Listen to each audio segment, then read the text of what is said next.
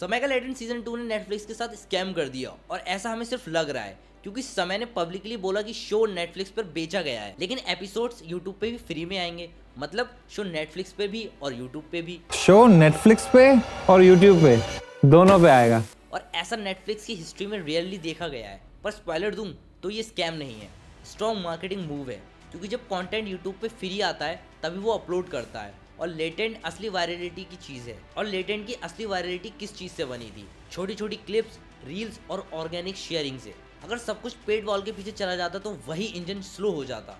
इसीलिए यूट्यूब को जिंदा रखना एक्चुअली स्मार्ट प्ले लगता है। और जो चीज़ इंटरेस्टिंग है, ये मूव किसी स्टूडियो ने नहीं, एक स्टैंड अप कॉमेडियन ने किया। अगर तुम स्टैंड अप कॉमेडियंस को भी क्रिएटर्स की कैटेगरी में रखते हो तो हायरार्की में ये लोग बहुत ऊपर आते हैं। Business creator, political creators, comedy creators, सबका अपना स्पेस है। लेकिन लेटेंट के बाद कॉमेडियंस का स्केल अलग लेवल का है। समय रैना ने 1 घंटे में 4 करोड़ की टिकट्स बेच दी थी। जाकिर खान खुद को कॉमेडियन से ज्यादा स्टोरी टेलर मानते हैं, फिर भी उनका स्केल देख लो।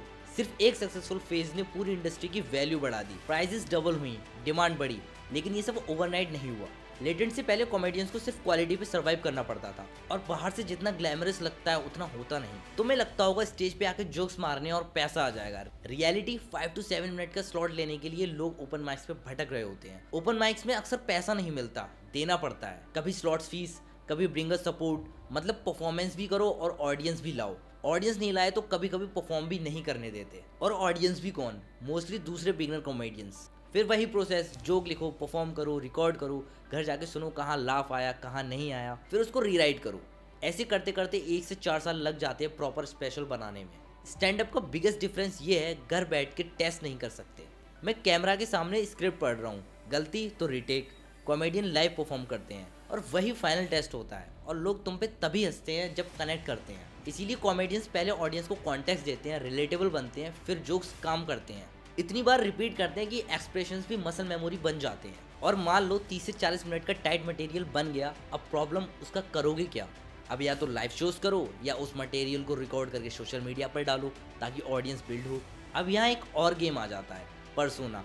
बस्सी अलग, समय अलग, जाकिर अलग। हर कॉमेडियन का अपना कैरेक्टर, पर्सोना और वॉइस होता है।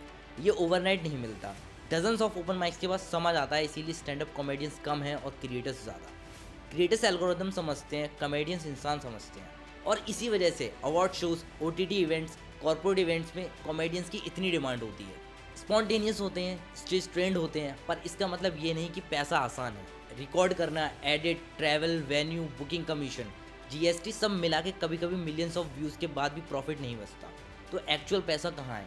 Private shows, corporate events, college shows, sponsorships. कभी 1 घंटे का कॉर्पोरेट इवेंट का पे आउट पूरे यूट्यूब मंथ से बड़ा होता है। इसीलिए कॉमेडियंस ग्रिंड भी बहुत करते हैं और रिवॉर्ड भी बड़ा मिलता है। अब वापस आते हैं समय और नेटफ्लिक्स पे।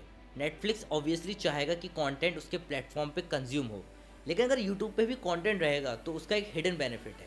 व्यूअर के दिमाग में एक परसेप्शन बनेगा, ऐसा लेवल का कंटेंट नेटफ्लिक्स से एसोसिएटेड है।